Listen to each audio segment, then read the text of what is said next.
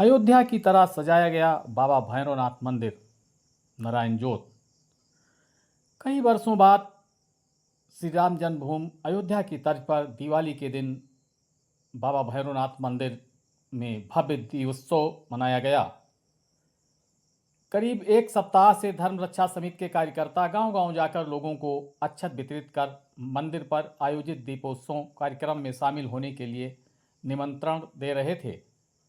साथ ही लोगों को कम से कम 21 दीपक लाने के लिए भी आग्रह कर रहे थे। रविवार को शाम होते होते मंदिर परिसर और आसपास के इलाकों में दीपोत्सव की श्रृंखला सजा दी गई। मुख्य अतिथि पुलिस अधीक्षक बहराइच राम नयन सिंह ने मंदिर पहुंचकर मुख्य दीप जलाया। इसके बाद कार्यकर्ताओं ने प्रत्येक दीप को जलाया और फिर हर तरफ रोशनी ही रोशनी नजर आने लगी। बाबा भैरवनाथ मंदिर मक्कनपुर नारायण जोत पर आयोजित होने वाले दीपोत्सव कार्यक्रम को लेकर धर्म रक्षा समिति के कार्यकर्ताओं में एक खासा उत्साह देखने को मिल रहा था। कार्यकर्ता मंदिर में हल्दी अक्षत लेकर आसपास के गांव-गांव घर-घर जाकर अक्षत देकर दीपोत्सव में शामिल होने के लिए आमंत्रित कर रहे थे। दीपों की संख्या बढ़ाने के लिए प्रत्येक परिवार से कार्यकर्ताओं ने 21 और अधिकतम 101 दीप लाने को कहा था। आसपास के ग्रामीणों में भी दीपोत्सव पर्व को लेकर खासा उत्साह देखा गया। शाम होते ही सैकड़ों की संख्या में पुरुष महिलाएं बच्चे परिसर के आसपास दीप लेकर जमा हो गए। दीपोत्सव कतारबद्ध कर श्रृंखला बनाई गई, जिसके अनुसार श्रद्धालुओं को भी दीपक निश्चित स्थान पर रखे गए। दीपोत्सव कार्यक्रम के मुख्य अतिथि पुलिस अधीक्षक बहराइच राम नयन सिंह मंदिर परिसर पहुंचे और मुख्य दीपक जलाकर कार्यक्रम का शुभारंभ किया। इसके बाद कार्यकर्ताओं ने अन्य दीप जलाकर रोशनी की। कार्यकर्ताओं ने इस बात को लेकर उत्साह दिखा, जलाओ दिए पर रहे ध्यान, इतना अंधेरा धरा पर कहीं रह न जाए। इस अवसर पर आसपास के करीब 2 दर्जन गांव के वातावरण की याद दिला रहा है जब लंका विजय के उपरांत भगवान राम मां जानकी को लेकर के अयोध्या राज परिवार, अयोध्या की गरिमा और हमारे भारतवर्ष की संस्कृति को, स्वाभिमान को स्थापित करते हुए अयोध्या वापस आए। तो समस्त अयोध्या वासियों ने भगवान की अगवानी में, उनके स्वागत में दीप जलाए और उसी पावनमय कार्यक्रम के शुभ स्मृति में तब से लेकर के आज तक हर वर्ष भगवान के उसी स्वागत के भाव में, उसी उत्साह के साथ हम लोग प्रतिवर्ष दीपमाला का उत्सव मनाते हैं।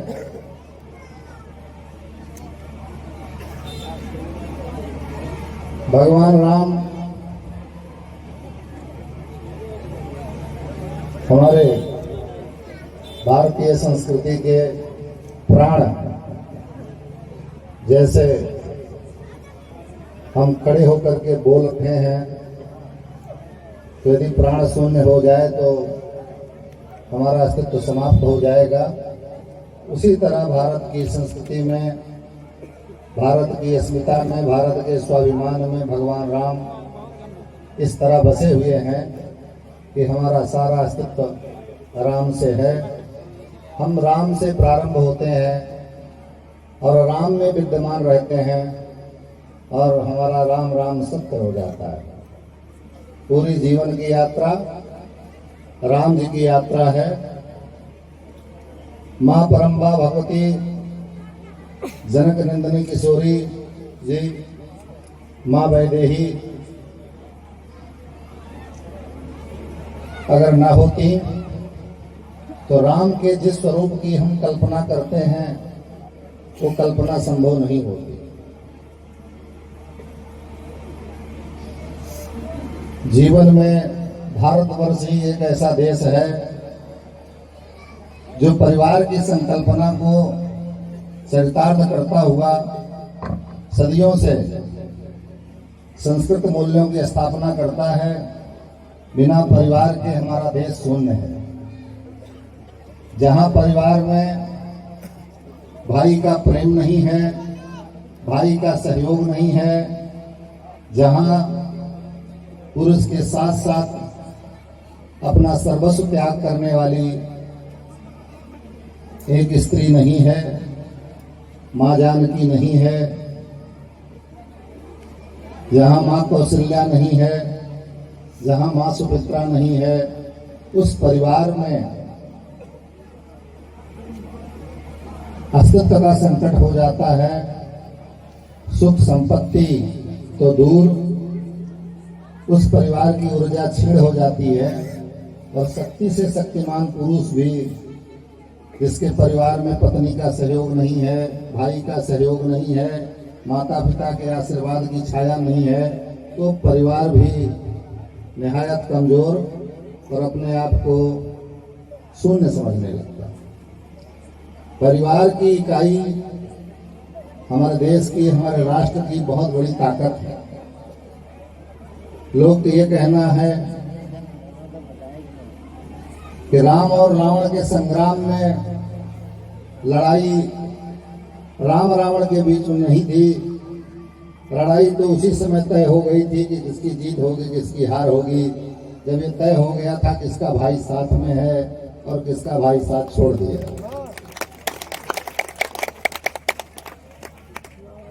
राम की विजय इसलिए थी कि राम की विजय के लिए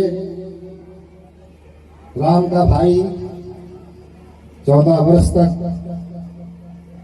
खड़े खड़े नींद, नार, भोजन सबका परित्याग करके राम जी के सहयोग में था, जिसका परिणाम आपने देखा कि मेघनाथ जैसा वीर जहां था, उर्मिला जैसी सती नारी के सतीत्व के पीछे आपने देखा लक्ष्मण जी के पीछे उर्मिला जी का त्याग खड़ा था, उर्मिला जी का वैराग्य खड़ा था और उसकी वजह से लक्ष्मण की मेघनाथ पर विजय हुई, राम की रावण पर विजय हुई। मां जानकी की क्या तारीफ करूं, जो स्वयं वैराग्य से उत्पन्न हुई हो, जिसका पिता वैरागी हो, जिसके संस्कार में त्याग हो, जो धरती से उत्पन्न हुई हो, जिसकी सहनशीलता धरती के समान हो,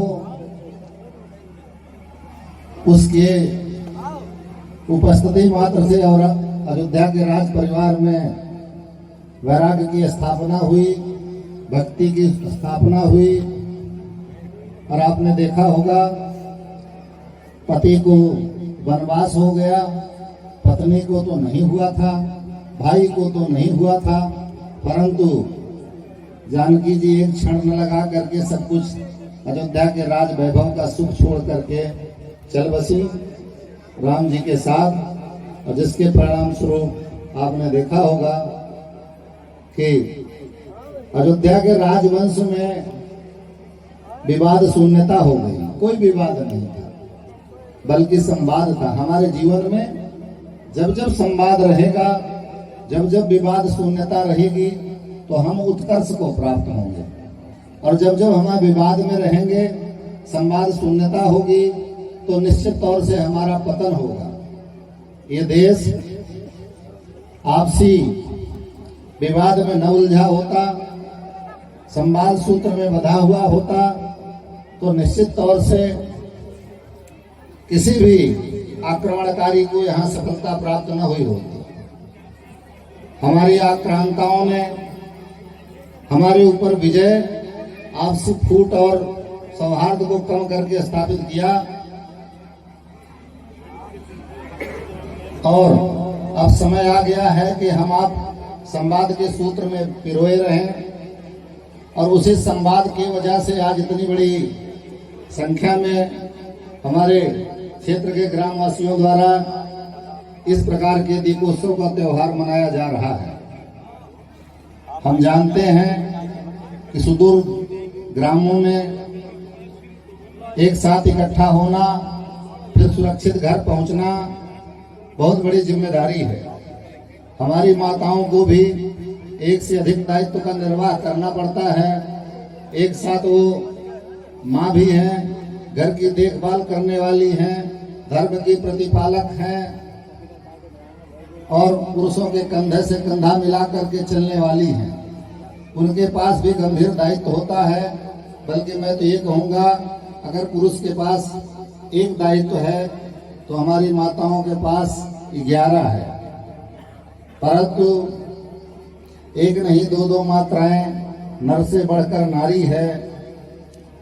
हमारे जीवन में हमारी माताओं ने, हमारी बहनों ने इस योग्यता का बखूबी परिचय दिया। आपने देखा होगा, हाल में ऑपरेशन सिंदूर में जेट पायलट उड़ा करके पाकिस्तान के सीमा में जा करके जिस हमारी बहन ने भारत की गरिमा को, भारत के स्वाभिमान को स्थापित किया, वो और कुछ नहीं, हमारी देश की बेटी थी। हम जातीय धर्म में बंट करके देश को ऊर्जा नहीं दे सकते, देश की स्वाभिमान की रक्षा नहीं कर सकते। आपने देखा होगा कि एक तरफ सोफिया खान थी और दूसरी तरफ हमारी बेटी ब्योमकेश थी। दोनों बेटियों ने मिलकर के, अभी तो पुरुषों का नंबर ही नहीं लगा। साथियों, विषय यह है कि हमारा चिंतन किस तरफ है, विषय यह है कि हमारी समझ किस तरफ है, विषय यह है कि हमारा पुरुषार्थ किस तरफ है। अगर आपकी चिंतन सत्य की तरफ होगा, आपका कर्म सत्यपरक होगा, आपके विचार में संवाद बना रहेगा, सौहार्द बना रहेगा, तो सहयोग बना रहेगा। और जब सहयोग बना रहेगा तो आप देखते होंगे कि एक एक करके चींटी भी अपना थोड़े थोड़े प्रयास से अपने लक्ष्य को प्राप्त कर लेती है। भारत में ईश्वर ने कुछ दिया हो या न दिया हो, बहुत सुंदर भूभाग दिया है। विभिन्नता में, विविधता में एकता है। चाहे जलवायु की दृष्टि से हो, चाहे पर्यावरण की दृष्टि से हो, चाहे जमीन की दृष्टि से हो, चाहे जंगल की दृष्टि से हो, चाहे हमारे पशु पक्षियों की दृष्टि से हो, भारत विविधता का देश है। उसी तरह से प्रत्येक हमारे देश में, हर प्रदेश में, हर भूभाग में अलग अलग क्षमता के, अलग अलग योग्यता के, अलग अलग डील डोल के स्त्री पुरुष विद्यमान हैं। चाहे हमारी जनशक्ति की दृष्टि से हो या भौगोलिक संसाधनों की दृष्टि से, दोनों ही दृष्टियों से भारत अत्यंत सबल देश है।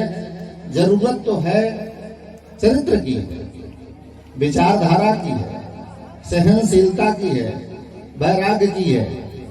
बहुत देर तक आपका समय नहीं लेना चाहता। मैं आपको भगवान राम के आगमन के समय, आज जैसा कि देखते हैं कि जब भगवान राम का अयोध्या में आगमन हुआ तो अगले दिन वशिष्ठ, गुरु वशिष्ठ ने जो सलाहकार परिषद था, और सबसे बड़ी बात है, सलाहकार परिषद महाराज जनक जी के अधीन कार्य कर रहा था। सिंहासन गुरु के पास था, राज सत्ता गुरु के पास थी। मैं आपको कहना चाहता हूं, भरत ने तो राजा होना स्वीकार ही नहीं किया था और 14 वर्ष तक अयोध्या का राज भरत जी के पास नहीं था। 14 वर्ष तक अयोध्या के सिंहासन में पर भगवान राम स्वयं विद्यमान थे। अपने खड़ाऊ के माध्यम से, प्रतीक के माध्यम से अयोध्या का राज भगवान राम के नाम से चल रहा था। जनक जी पारिवारिक दृष्टि से, संबंधों की दृष्टि से सबसे बड़े थे, तो उनके अधीन एक सलाहकार परिषद काम कर रही थी जो गुरु के नियंत्रण में, गुरु सत्ता के नियंत्रण में थी। हमारा जीवन जब गुरु सत्ता के नियंत्रण में होगा, जब भी हमारे जीवन में योग्य सलाहकार परिषद रहेगी, जब भी हमारा जीवन का हमारा साम्राज्य राम जी के नाम से चलेगा, तो उसका परिणाम ये हुआ कि अगले दिन जब राज्य भगवान राम के पास वापस आना था, सबसे पहले आज भी जिलाधिकारी को जब चार्ज दिया जाता है तो ट्रेजरी में ले जाया जाता है, ट्रेजरी का चार्ज होता है। कोष के चार्ज में भगवान राम को ले जाया गया और आज कोष को देख करके भगवान ने सहज प्रश्न किया, क्या 14 वर्ष तक अयोध्या के पालन पोषण में किसी प्रकार की कमी रखी गई? अयोध्या का राजकोष इतना लबालब भरा क्यों है? क्या प्रजा के पालन में किसी प्रकार के संसाधनों से कोई त्रुटि की गई? अयोध्या के पालन पोषण पर क्या ध्यान नहीं दिया गया? गुरुदेव वशिष्ठ ने बड़े सुंदर से शालीनता के साथ भगवान राम को उत्तर दिया कि हे राम, जिस राज्य का राजा जंगल में प्राण कुटी छवा करके जमीन पर सो रहा हो, जिस राज्य का प्रजापालक नंदीग्राम में जमीन खोद कर तपस्या कर रहा हो, उस राज्य की प्रजा इतनी निर्लज्ज नहीं है कि विलासिता में डूब जाए, भोग विलास में लिप्त हो जाए। अयोध्या की प्रजा ने सिर्फ उत्पादन किया है, उपभोग नहीं किया है, इसलिए पूरा कोष लबालब भरा। हमारे देश की संस्कृति वैराग्य की संस्कृति है। राम जी के बगल में जो समस्त कालखंड में विद्यमान शेष तत्व है वो वैराग्य तत्व है। राम जी के बगल में जो आधे अंग के रूप में जानकी जी विद्यमान हैं वो भक्ति तत्व है, और राम जी के साथ पीछे उनके आदेश की प्रतीक्षा में जो हनुमंत लाल हैं वो कौन है? वो सेवा तत्व है। जिंदगी में जिसके जीवन में आसपास ये तत्व होगा उसका जीवन कभी नीचे नहीं जा सकता। इसलिए अयोध्या के प्रजा के आचरण के अनुसार अयोध्या का समृद्धि थी। राम जी तो जैसे राज्याभिषेक हुआ, राम राज बैठे त्रैलोका हर्षित भयो गए सब शोका। राम जी तो 1 मिनट काम नहीं किए थे। हमारे आते आप सब कुर्सियों पर विद्यमान हैं, तो क्या कुर्सियां हमने लगाई? क्या आपको बुला करके हम ले आए? नहीं, ये सब पुरुषार्थ पहले से हो रखा था। मेरे आते दौरान तो सारी व्यवस्थाएं हमको मिली। उसी तरह जब राम जी का राज्याभिषेक हुआ तो राम जी को पूरा राम राज्य स्थापित हुआ पड़ा था। तो राम राज्य की स्थापना किसने किया? तो राम राज्य की स्थापना भरत जी के प्रयास से हुई। उस राम राज्य की स्थापना गुरु तत्व के दिशा निर्देश में हुई, भगवान वशिष्ठ जी के दिशा निर्देश में हुई। उस गुरु तत्व की स्थापना में, साम्राज्य की राम राज्य की स्थापना में किसने काम किया? अयोध्या के नर नारियों ने काम किया। यदि हमको राम राज्य लाना है तो जिस तरह अयोध्या में राम राज्य आया था उसके विपरीत कोई और तरीका नहीं है। हमको उसी तरह वैराग्य करना पड़ेगा, हमें उसी तरह धर्म का पालन करना पड़ेगा, हमें उसी तरह सत्य के तरफ रहना पड़ेगा, उसी तरह माता पिता की सेवा करनी पड़ेगी, माता पिता का आदर करना पड़ेगा, उसी तरह पत्नी का सम्मान करना पड़ेगा, उसी तरह बहू बेटियों का सम्मान करना पड़ेगा। यदि ये नहीं संभव हुआ तो राम राज्य की कल्पना रह जाएगी। साथियों, ये विभिन्न जो हमारे सांस्कृतिक उत्सव हैं हमारी चेतना को जगाने के लिए। अगर हमारी चेतना नहीं जागी, अगर हमारे चेतना में प्रकाश नहीं हुआ तो इस दीप से काम चलने वाला नहीं है। गोपाल दास नीरज की पंक्तियां मैं आपके सामने जानबूझ के रख रहा हूं। लगभग कक्षा 7-8 में सब जगह जो हमारा शिक्षा का कोर्स है उसमें पहले रहती थी, शायद अभी भी हो। जलाओ दिए पर रहे ध्यान इतना, अंधेरा धरा पर कहीं रह न जाए। गोपाल दास नीरज ने आगे एक पंक्ति बड़ी मार्मिक लिखी है, मगर दीप की दीप्त से सिर्फ जग में नहीं मिट सका है धरा का अंधेरा। उतर क्यों न आए नखत सब गगन के, नहीं कर सकेंगे हृदय में उजेरा। छटेगी तभी ये अंधेरी धरा जब स्वयं घर मनुज दीप का रूप आए। आपको हमको सबको दीप बनना है। हम जिस भी दायित्व में हैं, जिस भी संकल्प में हैं, जिस भी कार्य में हैं, चाहे हम छोटा से छोटा काम कर रहे हैं अथवा बड़े से बड़े कार्य में हैं, हमको अपने कर्तव्य के दीपक जलाना पड़ेगा और अपने वैराग्य का घी डालना पड़ेगा। अगर हम ही स्वार्थी हो जाएंगे तो दीपक में प्रकाश नहीं होगा। और अपने प्रेम और सौहार्द की बातें लगानी पड़ेगी। मुझे आपसे सहयोग चाहिए। तो जब तक हम आपको प्रेम नहीं देंगे, आप क्या सहयोग करने को तैयार हैं? नहीं संभव है। इसलिए हमारे आपका जिम्मेदारी बनती है, हम जिस भी कर्तव्य में हैं, जिस भी पद पे हैं, जिस भी जिम्मेदारी पे हों, उस जिम्मेदारी का बखूबी वैराग्य के साथ, लक्ष्मण जी की मदद से, भक्ति के साथ, माँ जानकी की मदद से और हनुमान जी की तरह सेवा में सर्वत्र तत्परायण रह करके और सेवा का श्रेय लेकर के नहीं।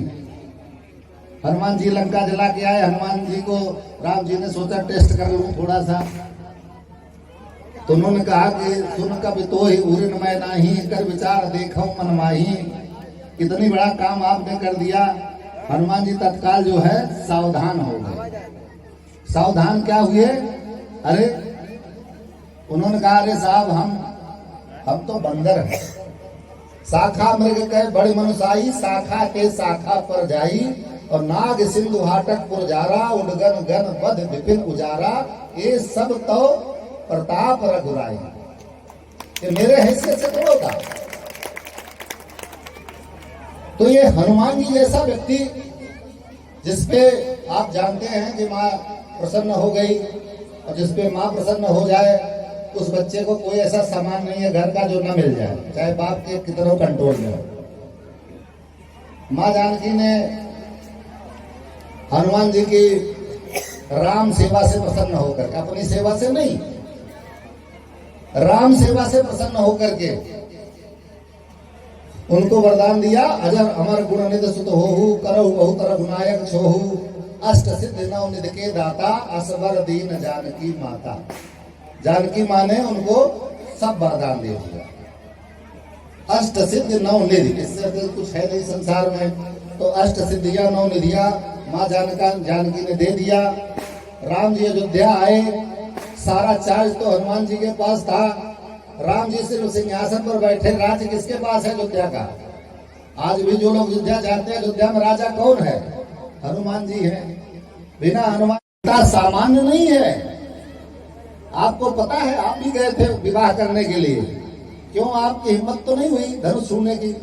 जिस धनुष को छूने की आपकी हिम्मत नहीं हुई, जो धनुष एक बार आपके कंधे से नीचे गिर गया, उसको आप उठा नहीं पाए, उसी धनुष को जानकी जी ने खेल खेल में उठा के यहाँ से वहां कर दिया था। जनक जी की मजबूरी थी। जब लड़की में इतना सामर्थ्य है तो पिता क्या देगा? पिता तो उससे योग्य वर की तलाश करेगा। तो जनक जी की मजबूरी थी प्रण करना इस बात का कि जो इस धनुष को आप उठाएगा नहीं, ये मामला तो हो गया, अब जो इसको तोड़ेगा उसके साथ जनक नंदिनी का विवाह होगा। ऐसे सामर्थ्यवान है, उसके बारे में आप इस तरह सोचते हैं। क्यों नहीं आप राम बन जाएं? आपको तो नाना प्रकार के रूप बनाने आता है, आप राम बन जाएं और राम बन करके सीता को अपहरण कर ले। रावण ने जो कहा वो हमारी संस्कृति का प्राण है, वही हमारे राम है। रावण ने कहा मंदोदरी, मैं भी चाहता हूं कि राम बन जाऊं, लेकिन जब भी मैं राम बनता हूं तो मेरे मन में राम के भाव आ जाते हैं, राम का स्वभाव आ जाता है। तब सीता मुझे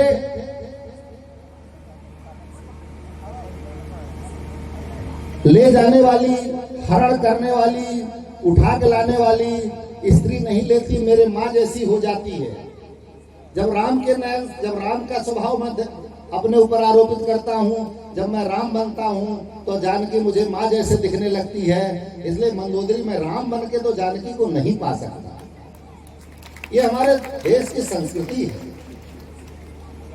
हमको आत्मा से जीवन जीना आता है, और जिसको आत्मा से जीवन नहीं जीना आया, जो हृदय से जीवन जीना नहीं चाहता, या जिसको नहीं आता, जो विवेक से सब साम्राज्य स्थापित करना चाहता है, वो रावणीय प्रवृत्ति में है। जो बुद्धि से सब साम्राज्य लेना चाह रहा है, खेत बाड़ी, जमीन जायदाद, घर परिवार, पटीदार।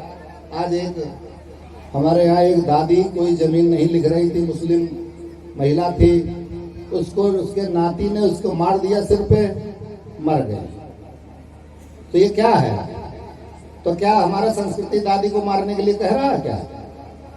तो हम मार क्यों रहे दादी को? दादी को हम अपने दिमाग से साम्राज्य स्थापित करना चाहते हैं, उसका जमीन जायदाद, आभूषण, गहना, खेत बाड़ी ले लेना चाहते हैं। तो ये हमारी संस्कृति है? नहीं है।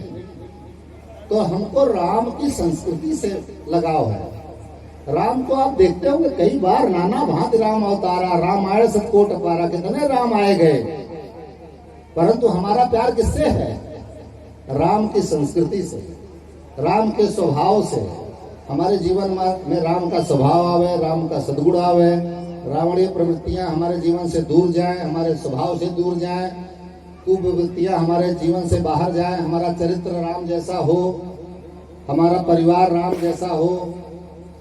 इन्हीं सभी संकल्पनाओं के साथ ये दीपावली महोत्सव, जिसके लिए आप सभी इकट्ठा हुए, आपने बहुत शिद्दत के साथ मनाया और इस दीपोत्सव के माध्यम से भगवान राम जी का हमने स्वागत संस्कार किया।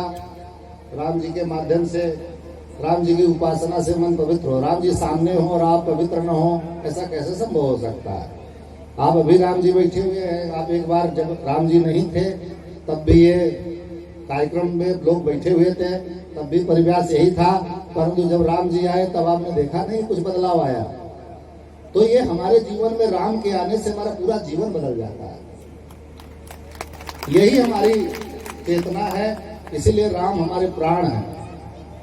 हमको राम का चरित्र हमारे जीवन में हमारे साथ साथ रहे और उनका सद्गुण हमारे साथ साथ रहे, और उसके माध्यम से हम जीवन के हर क्षेत्र में, चाहे आर्थिक क्षेत्र हो, चाहे सांस्कृतिक क्षेत्र हो, चाहे धार्मिक क्षेत्र हो, चाहे राष्ट्रीय एकता अखंडता की बात हो, सर्वत्र राम जी हमारे साथ में रहें, हनुमंत जी हमारे साथ में रहें, लक्ष्मण जी वैराग्य के साथ में रहें, और सबसे बड़ी माँ जानकी भक्ति स्वरूप हमारे साथ में रहें। हर जीवन के हर क्षेत्र में राष्ट्र की उन्नति होगी, हमारी उन्नति होगी, गांव की उन्नति होगी, समाज की उन्नति होगी। एक और जो बात सर्वेश जी जिक्र कर रहे थे वो ये थी कि साहब ये जो मंदिर है अति प्राचीन काल से बना हुआ है और महाराजा सुहेल देव की स्मृति में, सुहेल देव इस बहराइच की स्वाभिमान है। महाराज की सांस्कृतिक चेतना में महाराजा सुहेल देव को माइनस करते हुए बहराइच की सांस्कृतिक चेतना नहीं है। संपूर्ण बहराइच अयोध्या से अति निकट होने के कारण जब भगवान राम का प्रादुर्भाव हुआ होगा उस वक्त सारे ऋषि मुनि ब्रह्मा जी आदि शंकर भगवान सारे लोग आए होंगे, तो अयोध्या में जगह नहीं मिली होगी, तो गोंडा और बहराइच चले आए, यहाँ कैंप स्थापित हुआ।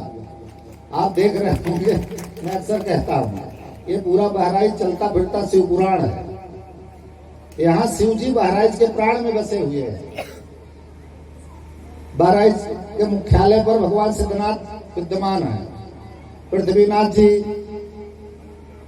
उधर विभूतिनाथ जी, जंगलीनाथ जी, मंगलीनाथ जी, बुढ़ेश्वर बाबा, लोधेश्वर बाबा, चारों ओर देखो आप शिव श्रृंखला बनी हुई है।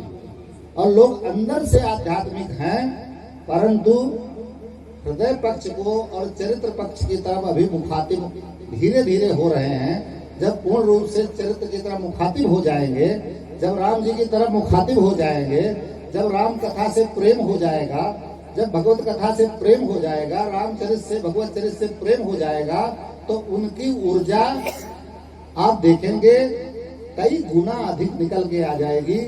और ये इतना उपजाऊ क्षेत्र है, यहाँ तो आंख मूंद करके भी कुछ बोलोगे तो भी खाने भर का हो जाता है। दुनिया के जितने जितने तोप तलवार आते सोचते यार बहराइच में फार्म हाउस हो जाए, तो आपको तो प्रकृति प्रदत्त फार्म हाउस है आपके पास। आपको करना क्या है, अपने चरित्र से खेती करना।